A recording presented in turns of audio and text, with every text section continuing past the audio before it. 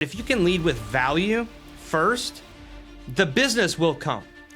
You don't necessarily, I feel, need to be in front of the camera. If you can, you're going to get that more awareness of yourself and your local. People are going to recognize you, and you're going to have that probably better referral. There's a few agents in Austin with Real that they're actually using this method, and they really lead with the value first. They're not asking people to subscribe. They're not asking for likes. And they're really just leading with that value, and it really resonates with people.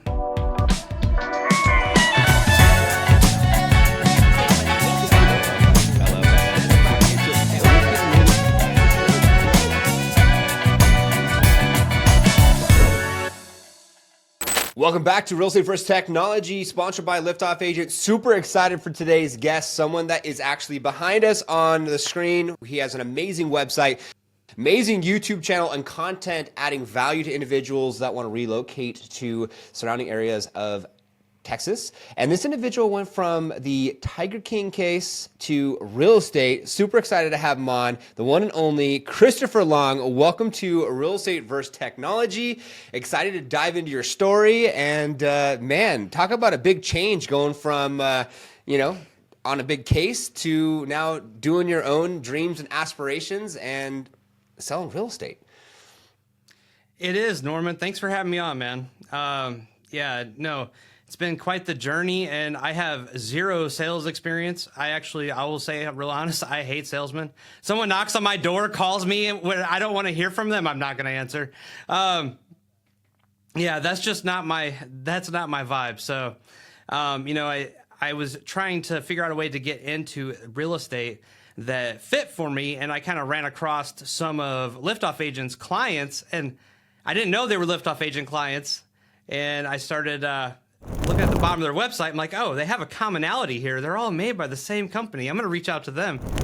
Yeah, and I was like, oh, there's this thing called passive prospecting method. So yes, it really intrigued me. That's awesome. I remember right before we got on air, you're talking about, speaking of the fact that you don't like salespeople and that's not your thing. You're more of an analytical guy, which is actually great for the industry, especially doing what you're doing as far as like looking at your areas, looking at the growth rate, looking at making YouTube videos, which is super powerful what you're doing. And I remember it was super cool because after our meeting and we were going through the process, I was like, oh yeah, I'm going to send you our YouTube channel. And you're like, oh, already subscribed, liked. I'm already tuned in there. So I was like, oh man, we're doing something right here. Yeah, I was like, I already watched like 24 of your videos. I'm already on it. Yeah, which is awesome, man. So what was your initial inspiration to get into this industry? So it initially started, my wife and I now live in North Dallas. Kind of, you hear about Sherman and Texas Instruments. I'm just south of that in Van Alstyne. And we used to live in West Fort Worth, more of an executive neighborhood. There was no community. Everyone had their own pool. Nobody talked to anyone.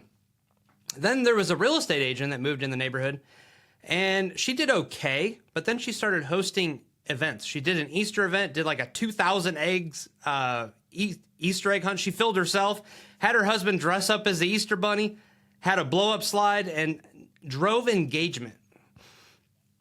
So with that, we ended up, her business blew up. In fact, I don't know, for the next 12 months, a week, she didn't close $5 million in volume at all. Like, I kid you not. Her business blew up, referral-based business from our neighborhood.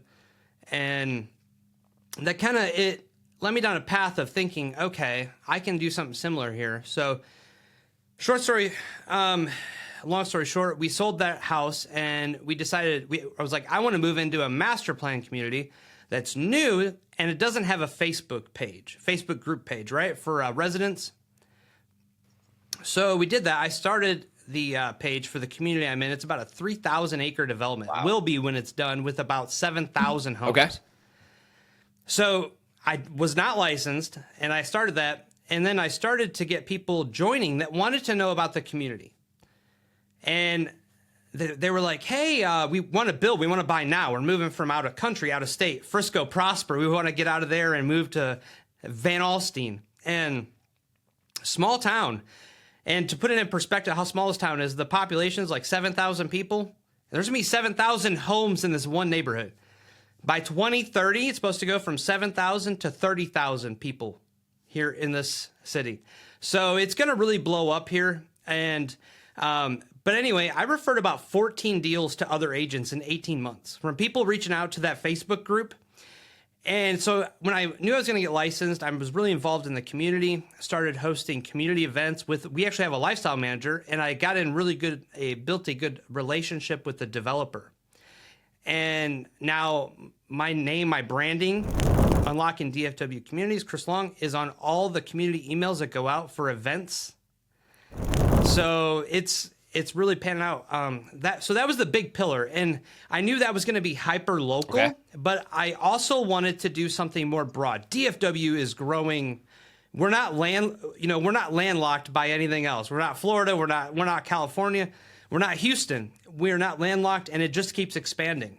And so I have endless communities, new home builders, different places to film, and I knew I wanted that to be a part of my business because I was not a person that liked to call people or bother them because I think of my own personality and I don't like that disruption. So, but yeah, that's where I started with. And then I, reached out to Liftoff Agent and I was like, I want to start up this YouTube thing, but I am not an editor at all. Yeah. I would stop video too probably if I did that. And it's been awesome. Dude, it's been an awesome experience. I love that. Well, first and foremost, thanks so much for the shout out for our sponsor. It means a lot to us and give us an opportunity on the Liftoff Agent side to be able to serve you and support you through the growth of what you're doing. And for our viewers and listeners out there, I think there's something to be noted as far as like when you think about the life cycle or the curve of business, you have like early adapters, innovators, mass market, and laggers. And Chris, you were one of the people who were like, you know what? I want to be an early adapter. I want to be an innovator here. I want to move into this community. I want to put together a Facebook group page, and then I want to be able to add value. And this is before you had your license or anything. So I think anyone who's listening out there, something to take note on is like, dude, if you want to get out there and you want to potentially move to a new area and you want to be like Chris, like, why not set up a Facebook group page? Why not be a resource? Why not be a trendsetter? Because you already know what's yet to happen and you want to ride the wave to serve families, help them go through the process of what to be expected. And now it's like you went from giving up 15, potential opportunity to potential clients, which you didn't have your license, so you couldn't do anything anyways. And it takes time to get your license to now having your license. Now you're on YouTube, you're adding massive value. You're now someone that is going to be someone that's going to like actually be the person that people will watch and listen to and ask questions to as far as the next 7+ years until 2030. And there's 30,000 people as this whole development and process underway. So I got to say, hats off to you, man. Congratulations on thinking 10 steps ahead and already setting yourself up for massive success. I'm just excited to be a part of the journey and to see where this all transpires over the years to come. No, thanks, Norman. And, the other component of being a new real estate agent is you have to choose what brokerage you want to join. And that was a huge thing for me and trying to figure out where I wanted to go. And then and I was like, I don't know if I want to hang my hat here at a local brokerage. I want to do online. And then I ran across Real, and it allowed me to run the business how I saw fit, really. And it allowed me to I really have no desire to do a team. I know later on I have different things I want to do. I wanted to build an RV resort up here in Texoma. I wanted to do a storage facility. It's not just production that I'm wanting to do. Agent attraction is something that, really excites me. And with Real, I was able to do that. The business model and the people, I'm able to pretty much surround myself with abundant-minded people. And so that was a huge factor. And, when production grows to a point where I can't handle the deals coming in, I can refer them to agents without having my own team.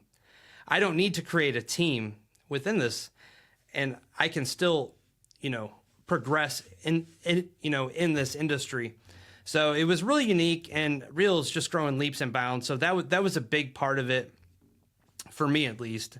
And then come to find out, one of the other co-hosts for, Real Estate versus Technology is a real agent that's, oftentimes on there. So Yeah, I love that. I That was love that. awesome to hear. That's super awesome. No, Reels definitely coming up quite a bit, and excited to see their growth. I feel like they're following suit to like EXP, but the cool thing is EXP is its own as Reels its own, and you're finding that the demographic of individuals that join the different locations or different brokerages are very unique and very different, and so it's nice to be able to have that. I feel like cloud-based brokerages are now what's going to be more than a lot of the traditional stuff that's out there, and so it's nice, exactly, to join a brokerage that has individuals and leaders that you can automatically tap into is great for the viewers and listeners out there when thinking about what brokerage they want to be at. And it's nice because, I mean, a lot of stuff that you're doing, Chris, is virtual. The videos that you're putting out there, the work that you're doing, it's very community focused. So it sounds like you could focus on the community stuff and do what you're doing there. And then there's events, of course, a lot of things coming up. I know you just actually went to an event, and before we got on air, you're talking about some of the practitioners, some of the people that you look up to that are already where you want to be on YouTube, and some things that they're doing. So we'd love to talk a little bit about, what are some techniques, some things that are working for you, some ideas and suggestions for our viewers and listeners out there. So one of the things that I look at in scalability in a business is, and some of these things take time, especially with YouTube. It is not it's a marathon. It's not a sprint. And it definitely, it takes the time. You got to put in the effort. And I try to look at, okay, I can go out and film right now. I have the time. My business isn't that busy where, I just don't have time for it. But I try to look down the road. I'm like, okay, if I'm in front of the camera, I have to be there all the time. But if I'm not, I can actually hire a videographer to go out and do the content for me. And I can do a voiceover anywhere in the world. My family and I love to travel. Last summer, we did 4 trips all over the world. Alaska, Dubai. We did a cruise from Barcelona, Spain to Rome, Italy. And, so we love to travel. And, I need to find a way we could do that, and RVing is our favorite. International travel is nice, but RVing is the best ever. Going to national parks is awesome. But I wanted to figure out a system to where I wasn't always tied down to here, and I was struggling to get content out. Because I watched some other people grow, and it seems like they kind of hit this threshold. Now they're really struggling to get the content out there. So I tried to decouple myself from that, and I've played with both. And I do think it is important to be in front, but if you can lead with value first, the business will come. You don't necessarily, I feel, need to be in front of the camera. If you can, you're going to get that more awareness of yourself and your local. People are going to recognize you, and you're going to have that probably better referral. I would say you would honestly probably get business faster doing that. But I, with my other lead sources that I already established, and my third pillar of my business we'll talk about in a second, but I was okay with that taking a little longer. Yeah, definitely. I like that. And then it also allows me to really cut that up and turn into shorts, which are really popular on, the social media platforms, because YouTube is not a social media platform. Nope. And it's a common misconception. And I kind of had that thought before I got into real estate. And I'm like, okay, it's not, it's, in evolution of Google, it's video Google is what it is. And, now we've been able to do some other really cool things to expand on that, turning videos into blogs and all these other things. And it's really growing fast and starting to get some brand awareness. And the other part is I didn't want to couple my branding with my name, because I wanted something, I look at not just real estate, but kind of other industries. Look at Dave Ramsey, right? Finance, kind of real estate, but more finance. As he got older, now he wants to step away from the business. It was all tied to him, right? Dave was the only way that there was revenue generated. Now he's like, I just read something. He's like 15% of Ramsey Solutions is actually generated from Dave's efforts. So I was like, I wanted to be careful with this because I wanted a business that was scalable and something that, my family's important to me, my time, the things that they like to do, and I want to spend time with them. And that was one of the things in my prior career in federal service that I was gone a lot. My only ability to move forward there was I was going to you have to sign a mobility agreement. And I was going to have to go to like Flagstaff, Arizona, nice place. But, you know, my wife, she's in law enforcement local here in the DFW area, and she didn't want to relocate. And I didn't either, you know, our family's here and stuff like that. So I was like, you know, I really wanted something where I could have flexibility in my schedule, be able to drop my kid off at the bus in the morning, be there to pick him up in the afternoon. Just, you know, that kind of thing. And this industry really allowed me to do that. And this business model specifically allowed me to do that. That's huge. I think a big thing for our viewers and listeners and a lot of agents that are out there, you know, seasoned, they feel this, learning the hard way. New agents, listen up. This is something for you to take in consideration, is that it's smart to think about how you want to position yourself. Like we talked before we got on air, Chris, about the passive prospecting, living in Dallas, Texas, Travis and Levi's and those guys, and how the face of the videos primarily are Levi. And so how do you step away? Like you said, you can't always be showing a home or showing a community if you're in Dubai. So you're going to have to do something where I love that structure. You hire someone, they film the content, then you get the content, and then you see, okay, this is how it's going to A, B, C, D, kind of the process of how it's going to unfold. Now I'm going to do the voiceover. Right. Boom. I'm going to upload it over to Liftoff. Liftoff agent's going to go ahead and do all the editing, the cutting, get all that done. And then literally you're on vacation, you know, even on a boat in the middle of the ocean, and you literally just did your voiceover. Now it's cut, copy, done. You got the approval, and then boom, thumbnail, copy, post it onto your YouTube channel, goes to your website, then short form on your social media, video to blog, and then also next steps could be even email marketing. And then you literally are tapping into your current clients that you already have and your email marketing campaigns that you can put out there for that, and then for your past efforts and people that signed up for the email newsletter, and then general public, getting more information, you're traveling, you're doing what you love. And it sounds like it could also be something that could be sellable. So if you wanted to, you know, eventually down the road. Keyword right there. Keyword right there. Right. That's a keyword, is I wanted to do a branding that was unique. And yeah, like you said, Levi and Travis, you know, they had the time in the beginning to be able to do all those videos in front. But now as they're progressing, I see it. You know, I love listening to Levi's passive prospecting. A lot of things resonate with me, not just in real estate, but health. Being you know, I'm a Marine Corps veteran, and I had a lot of health issues getting out. I've changed my lifestyle and, you know, what I eat and everything. And a huge inspiration to me, and kind of someone that's walked that same path and some of the struggles. And, but yeah, I see that he's so busy. I think they said they did 23 or 24 conferences last year, and they're gone all the time. So they have to squeeze in filming. So I'm like, no, I want to do a system where I don't have that problem. I can hire a videographer to go out 7 days a week. I can hire multiple ones. You know, I'm constantly educating myself. I'm actually back in school right now at the University of North Texas, studying up on my economics, macro, microeconomics to better serve my clients and my local community. And I'm probably going to walk over to the film department and say, hey, you know, does someone want to go work for me to go shoot model homes? I'll pay you $150 each. Hopefully I can get someone to get a drone license. That would be nice. And be able to do that. But if not a big deal. But that was the biggest thing. You know, I see how busy they were. And I was like, I've got to figure out a way that this works for me and allows me to scale my business. And that leads me into the third part. And it kind of ties everything in, is relationships, you know, building those relationships. And they've got this platform where everyone connects. There's no individual silos throughout the business or anything like that. Everyone, you know, all the trainings for everyone. And I met some really neat agents. Turns out me and this other agent were stationed right across the street from each other while we were stationed in San Diego at Camp Pendleton. And he just moved back. Well, he had all this business and actually handed it off to me. So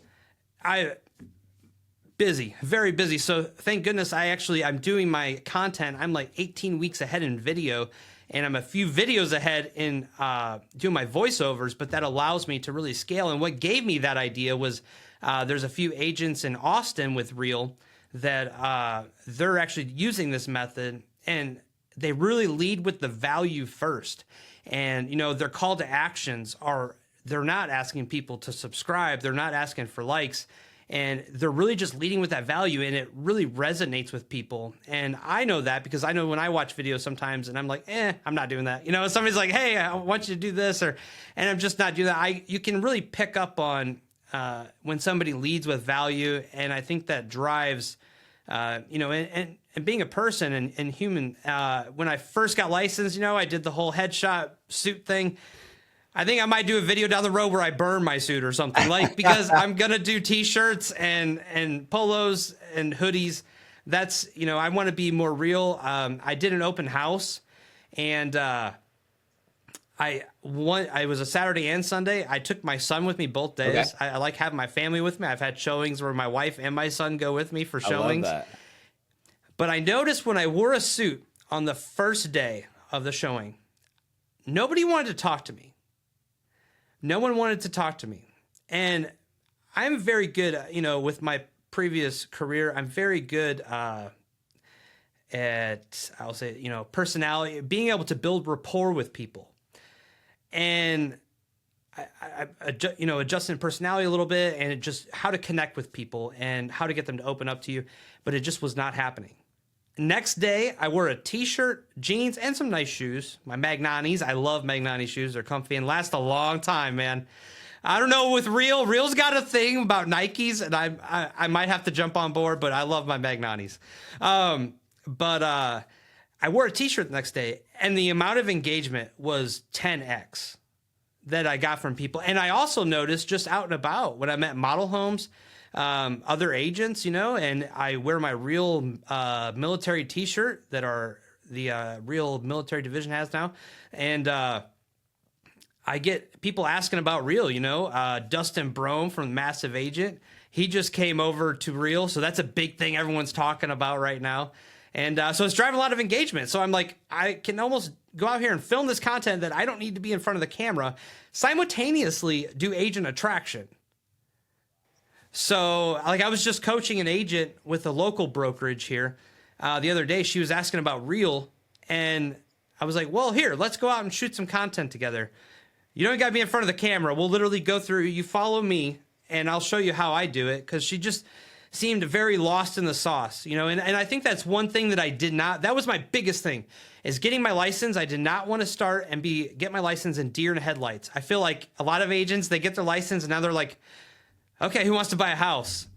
And then, the other part that I think really helps me be successful in video content right now is, at first I was like, okay, I know model homes. Me and my wife go to them all the time. I can articulate that, but I'm gonna tell you what, when you start videoing it, it becomes very different. And so I didn't have to script, but I definitely have to do bullet points to be able to hit on all those important things. And I guess it becomes more natural the more you do it. But I can tell, even if I haven't done a voiceover for a while, if I take a break, it takes me I'm a little rusty. Getting that engine started again, to really fire up on all cylinders, it takes a little time.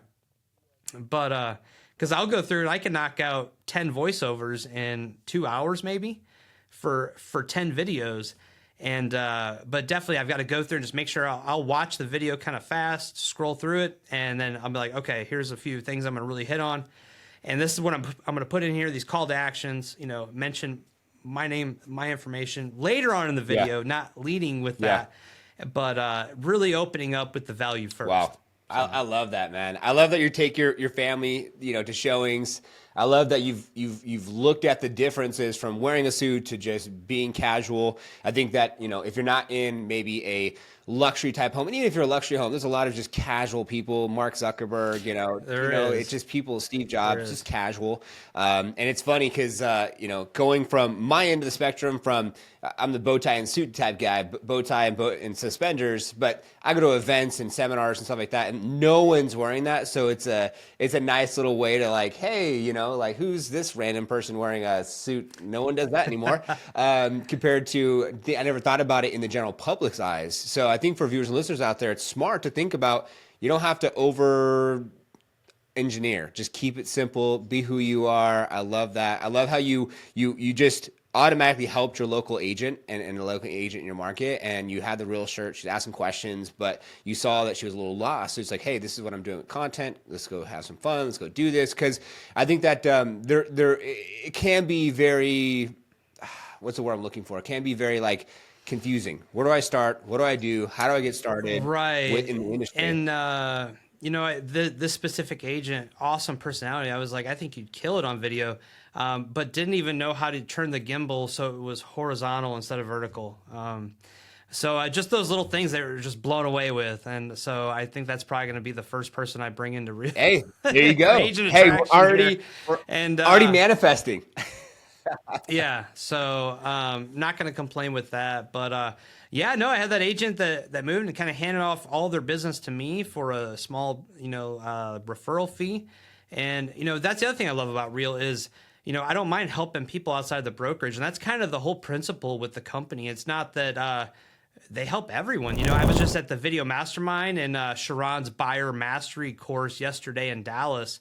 And both days, Jeremy Knight out of Austin was hosting the video content creator with Ian of Austin, some really interesting creators that do some really unique stuff on Instagram and YouTube. Very different styles. When I joined Real, I was like, there's a bunch of really different, weird people in here. They do some different content, but I love it. It really inspires me to do something different. And I think how I'm doing my YouTube content might free up to be able to do some of that more interesting social media content too. Yeah. I mean, that's a subject matter in itself in regards to the way we navigate some of the entertaining content, right? Which I feel like maybe it draws a lot of agents more than I think maybe potentially business, but you never know who's watching and potentially business that can come in. And I know that we're going to have to do this again because I know we have short for time for our podcast today, but I want to tie in the intro. I know we can only get into so much as far as details and specifics, but a little bit of the Tiger King thing, because it's interesting how you're on the case and doing some things with that. That was a huge thing that was during the COVID times and whatnot that came up. And it's interesting how you pivoted into real estate. So for what it's worth, what you could say from that perspective on the case. It was a wild case. Actually, that I wouldn't even say that's one of the wildest cases that I was a part of while in federal service, but that was very interesting. That case started, I think the first time we were up there, we were waiting on Joseph Maldonado Passage, umpteen different names, changed names, all kinds of stuff. We were waiting on him. He was supposed to hire an off-duty cop to go kill Carol Baskin. We were up there, and I remember some of the other guys, some of the other agents,